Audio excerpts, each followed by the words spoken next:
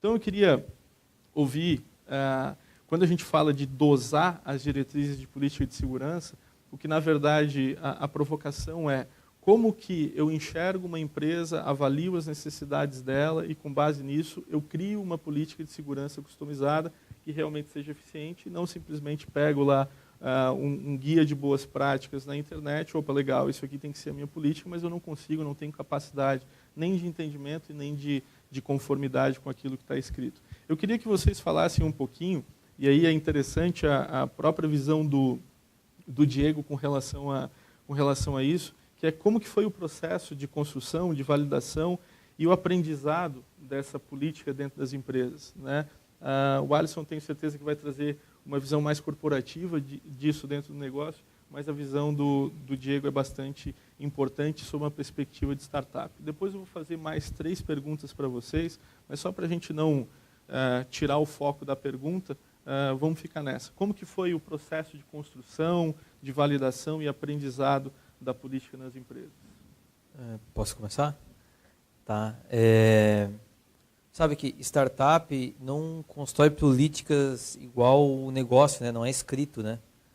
As políticas, elas existem em qualquer organização humana, né?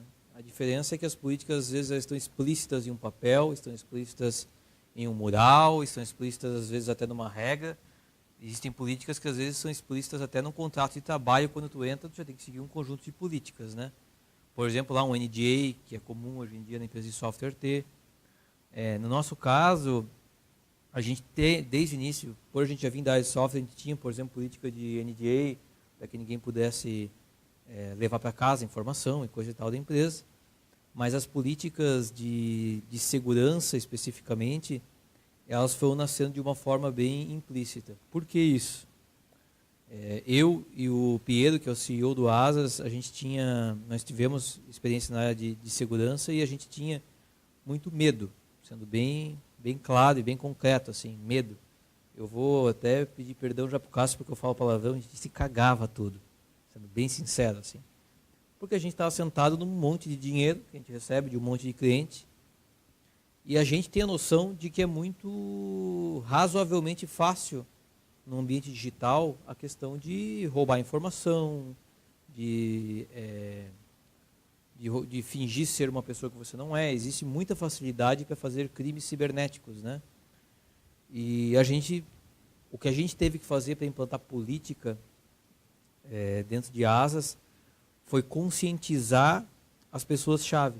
Acho que essa foi a questão. Vamos dar um exemplo assim, né?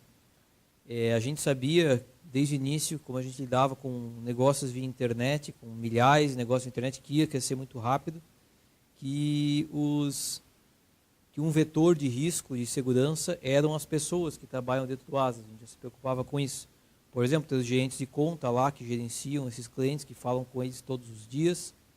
E a gente tinha medo que um cara que tentasse, por exemplo, passar uma fraude usando o nosso sistema, ficasse brabo e fosse lá no Facebook fazer ameaça para essa pessoa, né, que, sabendo o nome dela, viesse atrás dela para tentar fazer alguma coisa, alguma maldade, ou até tentar pressionar ela para, de alguma forma, tentar roubar a gente, né? Como o nosso negócio é via internet, não tem contato físico, a gente criou, por exemplo, alguns codinomes. Tem setores dentro da empresa que a pessoa não fala com o nome dela. Por quê? Para proteger ela, proteger o Facebook dela, proteger o LinkedIn dela, proteger a vida pessoal dela de alguma tentativa aí de qualquer tipo de criminoso que queira. Isso não foi uma política escrita, não está escrito em lugar algum isso, mas todas as pessoas que entram nessas áreas da empresa são convidadas a criar um nome fictício, que ela vai carregar por resto da vida em cima do nome. Inclusive tem gente que dentro da empresa confunde já o nome certo com o nome errado, porque se ouve o dia inteiro falando o nome errado da pessoa, mas foi um jeito que a gente achou de proteger um pouquinho a empresa, mas mais ainda o colaborador. Mas porque a gente sabe que o vetor principal de risco costuma ser as pessoas que estão envolvidas nos processos, né? E assim como essa política implícita existe no Asas, ela é fortíssima, mas ela não está escrita em lugar algum, a gente também teve um cuidado com senhas, né, com usar autenticação, enfim, um monte de coisas que foram acontecendo que elas não estão escritas ainda. Numa startup é assim, as coisas são implícitas até que tenha gente o bastante para que elas precisem ser escritas, porque vai chegar uma hora que alguém vai contratar alguém em alguma área dessas e não sabe por que tem seu codinome e pode não colocar e não pedir para criar um nome para a pessoa. E aí, nessa hora, tem que ter o política escrita, descrita, muito claramente, explicando para que existe. Então, no nosso caso, quando a gente fala de política, parece esquisito até, né? No nosso dia a dia, a gente nem usa esse nome, né? Vai um pouco na contramão do próprio princípio da filosofia do negócio, né? Exatamente. Mas eu tenho certeza que são políticas, mas elas são implícitas, Aham. né? Elas não estão descritas em lugar algum. Bacana. Bom, como eu falei na apresentação, eu assumi a área de segurança em 2012 na Chus. E a Chus ela não tinha uma política, não tinha nada definido no sentido de segurança da informação. Então, cada um fazia do jeito que achava melhor para se fazer. Então, a gente começou... O pior problema na área de segurança é quando você acha que eu estou seguro e nada vai acontecer comigo. Isso aí é o pior. Pior é assim, se tem alguém que pensa assim, tem que mudar o pensamento para ontem, porque isso não existe. Então, esse diretor que hoje nos apoia, no começo, ele tinha uma visão que achava, mas será que precisa? Nunca aconteceu, entendeu? Então, a gente começou mudando a cabeça dele, né? Então, assim, eu fiz algumas pesquisas de mercado, falei com várias pessoas na época que já tinham construído política para saber mais ou menos como seguir, porque eu nunca tinha feito, né? Sendo bem sincero. E beleza, tendo o norte de como seguir, você tem que conhecer os processos da empresa, né? Então aí a gente começou a conhecer os processos e aí eu fui atacando os processos mais críticos no primeiro momento, né? Lógico, depois que teve a aprovação da direção da empresa para executar a política, né? Então, primeiramente, a gente escreveu a política, né? Um pouco diferente do teu caso, ela é escrita e é publicada, é livre acesso para todo mundo, existe em sites semanalmente, existe uma política de segurança que roda nos computadores, muda o papel de parede, enfim, para conscientizar as pessoas. Então, a gente escreveu toda a política, mapeamos os processos mais críticos e aí começamos a execução. E aí começou a ter uma série de problemas. O que é o problema? A mudança de cultura. Quando você faz algo de uma forma que durante 5, 6 anos você fez assim e chega alguém dizendo para você que agora você não vai mais fazer assim, você vai fazer de outro jeito, isso tem um impacto cultural gigantesco na empresa, né? Então, nos pontos mais críticos, infelizmente, em alguns casos, a gente teve que meio que vir de cima para baixo. Não, vai ser assim, infelizmente, não tem como mudar. Em alguns casos, a gente adaptou, a gente tinha uma ideia, mas aqui não vai funcionar assim, então vamos mudar. Então, alguns setores a gente teve que adequar a política. Aí sim, você adequava a política e depois atualizava o documento. Então, hoje, a política existe, é um documento que todo mundo sabe onde está, é um documento que é atualizado, quando é atualizado, todo mundo é notificado da atualização desse documento, e todos os processos estão escritos lá, então lá está escrito o que você pode fazer, o que você não pode e como você vai fazer. Entendeu? Se você for fazer e acontecer algum problema, quem você vai procurar para te ajudar. Então, assim, eu acho que o pior ponto, assim, quando você entra numa área que já existe a política, você precisa modificar, é fácil. Quer dizer, fácil não dizer, mas é mais fácil, né? Agora, quando você pega algo que não existe, você vai mudar, principalmente a cultura dos usuários. A cultura dos usuários de uma empresa que não existe, ainda mais uma empresa que é uma indústria, onde geralmente as pessoas não têm um cuidado muito grande com segurança, nem em casa ou na própria empresa. Então, a minha maior dificuldade no começo foi mais a cultura das pessoas. Mas hoje está bem encaminhado. Beleza. Uma outra pergunta que eu ia colocar para vocês, que brevemente foi respondida em alguns pontos, mas eu queria explorar isso um pouquinho mais, que é como conscientizar tanto o negócio, e aí diretoria, etc. e tal, e os próprios usuários, os colaboradores, que a política é um instrumento que beneficia todos. O Diego falou um pouquinho do assédio dos colaboradores dentro do ambiente externo, que isso pode trazer alguma implicação tanto para a pessoa quanto para a empresa, etc.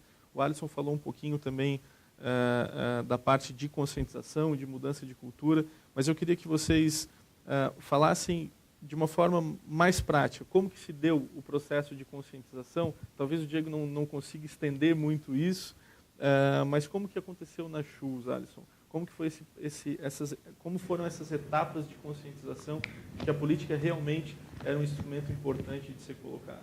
Bom, foi como ele não existia, eles não conheciam, eu peguei exemplos do mercado, de coisas que aconteciam com as pessoas, de certa forma, para colocar um medo, para mostrar que o perigo existe, e às vezes ele está só do outro lado do muro, entendeu? Para quem achava que não ia acontecer. Então a conscientização foi a apresentação para a alta diretoria, dizendo, ó, hoje a gente está aqui, entendeu? O mercado está aqui, para a gente chegar aqui a gente tem que seguir essas etapas aqui. A gente quer seguir essas etapas por esses motivos. E aí, quais motivos? Exemplos como eu mencionei antes, de situações que aconteciam no mercado, até na própria Chus, de casos passados. E, de certa forma, em alguns casos, até, como o pessoal fala, colocando medo neles, para eles entenderem a necessidade de ter aquela política, entendeu? Então, assim, foi de forma bem direta, com apresentações, justificando e mostrando os riscos também, tá, que a empresa tinha naquele momento, a quantidade de possibilidades da empresa ser penalizada por uma tentativa de um ataque, uma invasão, ou seja lá, um outro método, explicando detalhadamente como foi o que a gente teria que fazer para chegar no nível de outras empresas. Porque a Chus é uma empresa SA, uma empresa de capital aberto, né? Então, ela tem ações em bolsa, enfim. Então, tem que seguir uma série de normas que na época não seguia também, entendeu? Então, assim, esse foi mais um ponto que foi o ponto gritante, né? Que aí realmente abriu os olhos deles, assim, bom, a empresa é uma empresa de capital aberto, então, essas normas aqui, como é que estão? E não tinha nada daquilo ali. Então, assim, eu acho que o que levou eles a aceitar mesmo foi os exemplos dados e principalmente a questão da empresa ser SA e não estar compliance com algumas normas que era necessário. Então, acho que ali foi o gatilho para que a gente pudesse caminhar com isso. Legal. Para colaborar um pouquinho, né? A gente, apesar de ser pequeno, nós somos uma SA. A gente tem um processo de governança razoavelmente dentro dos padrões de empresas um pouco maiores. E a gente também teve, claro, que justificar um pouquinho para o pessoal porque a gente investe alguma coisa em segurança, em dinheiro mesmo, em tecnologia. Mas a questão principal, no nosso caso, como a gente sabe que a gente tem um vetor de ataque muito maior do que, por exemplo, uma Chus, pelo tipo de negócio, por ser fintech, né? A gente conseguiu trazer muito exemplo, muito prático para eles do que iria acontecer logo, e muitas coisas aconteceram. E isso foi o que facilitou a gente até gerar uma cultura um pouco mais clara, assim. De tentativa de assédio de cliente, eu vou te colocar um processo porque tu não está me ajudando com não sei o quê. O gerente, e normalmente quem ameaça as pessoas no nosso lado, geralmente são caras tentando fazer fraude do outro lado. Eles tentam fazer uma fraude, o nosso pessoal contém eles para não conseguir usar o ASO para fazer uma fraude, o cara fica muito brabo e ameaça o gerente de conta, ameaça quem está atendendo, ameaça todo mundo, dizendo, eu quero usar o ASO para poder, entre aspas, aqui não fala isso, roubar meu cliente. Né? Uhum. Então isso aconteceu, tiveram diversos eventos, e isso ajudou a gente a reforçar muito os momentos de criação de políticas e de padrões do que deve ser feito. Então eu acho que no nosso caso a gente justificou com problemas. E também, claro, com casos. Eu acho que essa questão, especialmente na área de segurança, quando tu pega os casos de segurança, de hacking, os casos de invasões, os casos de perda de dinheiro que acontecem nas empresas, não tem empresário que não se tema um pouquinho assim quando ele vê as coisas malucas que acontecem na internet, né? Então a gente usou muito justificativo assim, para conseguir convencer, que no nosso caso não tinha no caso de uma empresa grande, tem que convencer a diretoria, porque a diretoria tem o poder da caneta muito forte, né? No caso de uma startup, a caneta tem pouco poder. Tem que convencer todo mundo mesmo, né? As pessoas têm que se sentir inquiridas e convencidas a aplicarem aqueles padrões de segurança no dia a dia, a tomarem aqueles cuidados no dia a dia. Então foi isso que a gente fez, assim, foi usar exemplos de mundo real e exemplos da empresa mesmo. Aconteceu lá o ano passado com um funcionário X, foi feito isso e isso deu tal problema. É por isso que tem que fazer isso. Então eu não quero que aconteça comigo também, né? Que bom que não aconteceu com ele, porque ele estava protegido. Ou putz, ele teve que errar e sofrer para a gente mudar a política para não ter mais problema, né? Então é bem desse jeito que nasce, no nosso caso, uma startup. Né? Infelizmente, a gente tem ainda a péssima mania de ser reativo. A gente está num momento do mercado de segurança da informação extremamente interessante e quente para movimentar esse tipo, para fomentar dentro das empresas investimento e trazer mais essas informações, porque a gente tem ataques recentes que estão sendo muito expostos na mídia e que têm assustado, principalmente empresários, aí, pequenos empresários, médios empresários e tal. Opa, e aí, eu estou seguro? Vão roubar as minhas informações? Vão criptografar os meus dados e por aí vai? Então, está um momento bastante interessante, infelizmente, de uma consciência onde, no termo comum, a água começa a subir um pouquinho e as pessoas realmente ficam preocupadas. Esse modelo reativo é um problema, porque acaba pegando uma série de empresas totalmente desprevenidas, mas infelizmente essa é uma movimentação que a gente tem claramente no mercado. Eu vi que não está o número do WhatsApp ali em cima, logo não tem como alguém adivinhar o número e fazer a pergunta. Né? Então, o que eu queria que fosse feito, não sei se alguém pode pegar um microfone, e a gente abriria para duas perguntas. Tá? Não sei se alguém teria alguma pergunta sobre esse tema que gostaria de fazer. A gente está à disposição, só, por favor, levante o braço que a gente leva o microfone até vocês. Tudo bem? Boa noite. Boa noite. Para o Ricardo? Diego. Perdão, Diego. Como é que funciona hoje a questão da empresa de vocês? Vocês têm uma preocupação em ter essa segurança aplicada no negócio de vocês, que é, na verdade, da mesma forma, essa segurança repassada para o cliente. Mas vocês orientam o cliente a também adotar medidas de segurança, ou essas medidas de segurança hoje se restringem à ferramenta da Asas? Legal, obrigado. Como é que é teu nome? Tiago. Obrigado pela pergunta, é muito boa. Depois que eu falei, eu até pensei um pouquinho, podia ter falado sobre isso e não falei. Naturalmente que a gente é responsável pela segurança de muita gente, porque assim como a gente recebe o dinheiro dessas empresas, eles têm que sacar para as contas deles ou pagar os seus fornecedores com o dinheiro que está dentro do Asas. E nesse sentido ele acaba funcionando muito parecido com um banco. Né? Então, a gente ainda não teve, por exemplo, política de educação quanto à segurança para nesse sentido para os nossos clientes, que é uma coisa que certamente a gente vai ter que começar a fazer um pouco mais de divulgação quanto à segurança. Mas a gente teve sim muita evolução de segurança macro pensando neles. Né? Eu vou dar um exemplo. No início, quando a gente criou o Asas, os clientes só podiam fazer saque para a conta deles, e a conta deles era sempre no mesmo documento, que é o documento deles, então é difícil que alguém pudesse roubar o dinheiro do cara, usando uma conta dele dentro do Asas. E não conseguia trocar lá para um CPF terceiro para poder sacar esse dinheiro. Com o tempo a gente passou a ter a funcionalidade de saque de dinheiro para outras contas, e aí veio o problema, como é que a gente garante que ninguém roubou a conta do cara, o senha dele dentro do Asas e não trocou? Aí a gente adotou a política de que existe um telefone, que é o telefone inicial que ele se cadastrou no Asas, que ele vinculou com a conta, e toda a operação dentro do Asas é lastreada por um SMS que ele tem que ir lá receber o token e colocar o token dentro do sistema. Né? Com isso a gente eliminou o vetor que alguém roubasse a senha dele. Né? Mas beleza, e se ele perder o celular, ou seja o que for, então tem uma política lá para o gerente de conta que tem que ligar para ele, perguntar o nome da mãe, alguma informação geral que tenha de cadastro para saber, como qualquer banco faz quando precisa validar se você é você mesmo, para poder fazer uma troca de celular, uma coisa super simples que não fazia nenhum sentido para qualquer startup que não seja uma fintech ter todo esse cuidado, mas a gente tem de saber que ele é ele mesmo. Né? Então, nesse sentido, a gente tem ações que a gente toma pensando na segurança dos clientes, mas de educação mesmo a gente não teve ainda. A gente, graças a Deus, nunca teve nenhum ataque com resultado positivo de mercado, e pretendo que nunca tenha. Né? A gente se esforça muito para que isso não aconteça.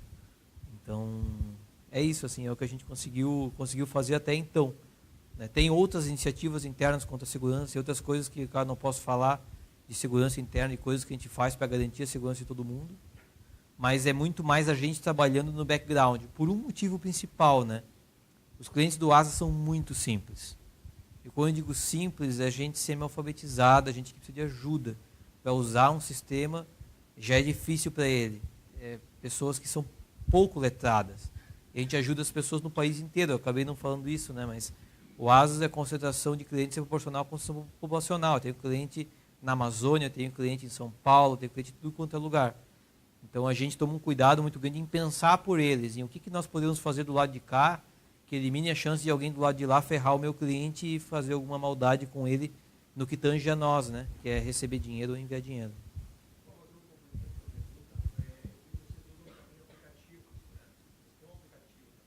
Sim.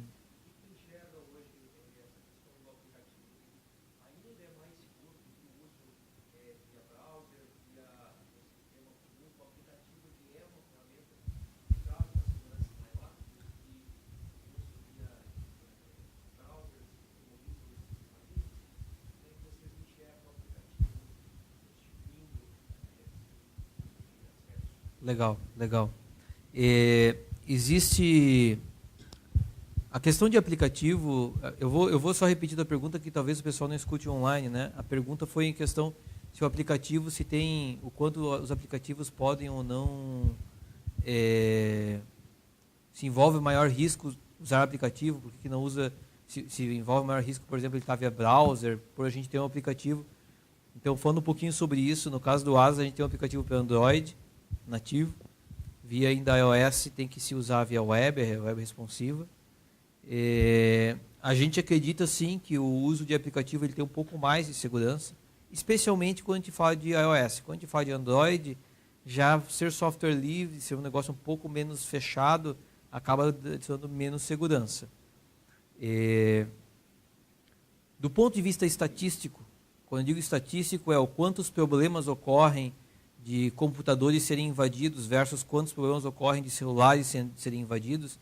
É óbvio que numericamente, eu não sei esse número, talvez o Cássio saiba, mas eu sei que é um número infinitamente maior de computadores que têm problemas de segurança do que de celulares. Ainda é. Ainda, por hora, né? Por hora, repetindo. Então a gente sabe que estatisticamente sim é muito mais seguro confiar num aplicativo mobile do que num vetor web. Mas a gente sabe que em termos reais de segurança, não. Ele não faz tanta diferença assim. O iOS é um pouquinho mais, dá para dizer assim que ele tem uma pimentinha mais de segurança, por causa que eles têm algumas coisas que são mais fechadas, assim, por ser software proprietário, mas mesmo assim também não garante nada, né? A segurança, uma coisa que eu aprendi cedo é que segurança é uma coisa de gato e rato. A gente tem que investir o bastante para que alguém que queira investir contra nós tenha que gastar mais do que ele vai ganhar se ele conseguir nos vencer em termos de segurança, né? Então, quando a gente fala em estatística, beleza, eu acredito que por ser um aplicativo mobile ele é mais seguro, mas eu jamais vou confiar 100% de que isso é a segurança. Eu vou dar um outro exemplo prático. A gente usa, por exemplo, o SMS como segurança, como eu falei antes, né? Em conversa com um banco grande de mercado, com um dos maiores bancos do mercado, com a equipe de segurança deles, eu tive a oportunidade de perguntar se eles eram confiantes no SMS, né? Por que eles não usavam, por que um banco usa e outro não usa. Eles disseram, olha, hoje a gente confia no SMS como um vetor de autenticidade. Mas vos digo que já existem casos de hackers que conseguem cair dentro da telefônica para clonar o número, para receber o SMS em nome da pessoa e conseguir fazer um ataque. Então, aonde que está a segurança, né? E esse é o ponto, a segurança ela é por níveis, né? Ela tem que ter diversos pontos para garantir que um vetor não seja o bastante para um hacker que tem acesso àquele vetor de insegurança fazer alguma maldade com você, com a sua empresa ou com os seus clientes.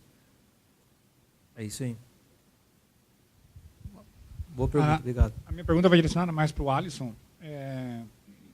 Eu achei muito bacana o Alisson explicar ali que tem a política definida, clara, documentada, exposta para a empresa toda. Assim, vou ser bem sincero, acho que é meu sonho profissional ter isso na empresa, entendeu? Não só teu, acho que de muita gente. Eu queria entender um pouco mais como é que é a vida de um analista de segurança da informação dentro de uma empresa. Ele fez a política, ok, agora eu fico só tomando café. Como é que é a tua vida, assim, entendeu? Essa parte não fala porque, né? Digamos, a gente pode fazer uma analogia, né? Tu manter a política é a mesma coisa que você ter um filho e manter ele sempre educado, né? Então, você vai lá, né? Fazer uma analogia, tem o teu filho em casa, tu disse pra ele, tu não pode mexer aqui, então tu vai lá e ensina ele, não mexe. Daqui a pouco ele vai lá, vai mexer pela segunda vez, até que chega uma hora que ele não mexe mais. Então, eu até usei esse exemplo que eu uso lá na empresa, né? É algo que tu tem que... Eu brinco que é o meu filho, né? Eu não tenho filho, mas digo que a política é meu filho.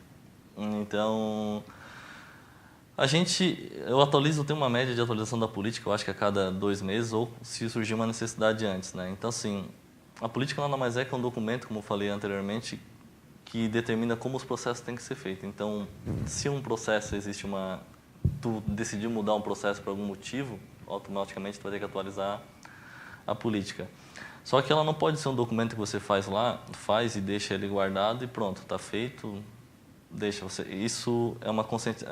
Hoje, tu perguntou qual a minha rotina, né? Hoje, se eu for te falar o que eu faço, 90% do meu tempo é conscientização e 10% é trabalho mexendo nas ferramentas relacionadas à segurança. Agora um pouco mais, porque a gente está com um projeto lá em andamento, mas quando tem um projeto em andamento, quando está nas rotinas normais, 90% é conscientização e 10% é a tua rotina. E nesses 90% existe o quê? A manutenção da política, treinamentos para as pessoas, integração dos novos colaboradores, entender que quando entram novos colaboradores, então tem a parte da integração da TI, onde a gente fala da política, o porquê que ela existe, né? E o que a gente faz? Quando surge uma notícia, como surgiu recentemente, de ransomware, WannaCry e vários outros que surgiu, os fabricantes de segurança, eles bombardeiam notícia em tudo quanto é site, né? E eles usam isso o quê? Então vou oferecer meu produto para todo mundo, porque está todo mundo desesperado e todo mundo vai comprar. E não necessariamente em investimento de segurança, quando a gente fala em investimento de segurança, investimento é você consegue comprando várias ferramentas que você vê pela frente e implantar. Às vezes é mais valioso você modificar um processo do que você investir em uma ferramenta. Lógico, isso vai de caso para caso, né? Foi só um exemplo. Então, o que eu procuro fazer? Esses exemplos eu procuro trazer para o dia a dia das pessoas. Por exemplo, teve uma situação que aconteceu, acho, semana passada, que vazou uma lista de vários e-mails e tinha um site que dizia, bota teu e-mail aqui para ver se teu e-mail está na lista, né, dos e-mails que vazaram, né? Quem te garante que aquele site que tu está colocando e-mail lá para ver se teu e-mail está na lista é realmente para essa finalidade? Opt-in. Entendeu? Então, assim, e aí, o que a gente faz? Eu só peguei isso como exemplo. Então, a gente publica uma notícia na intranet, né? E aí a gente fala, pessoal, aconteceu isso, assim, assim, assim. Você que tem... Hoje todo mundo usa Facebook praticamente, né? Então, a gente fala, será que hoje você está seguro usando só teu usuário e a tua senha? Ele citou o exemplo de token, né? Que é um segundo fator de autenticação que ele usa no sistema dele. Então, a gente orienta, por exemplo, o usuário. A hora que a gente orienta o usuário na casa dele, a ele usar a senha mais um segundo fator para autenticação, automaticamente, quando a senha dele expirar na empresa e ele for trocar, eu tenho certeza que ele vai pensar 2, 3 vezes numa senha mais forte do que ele está usando atualmente, né?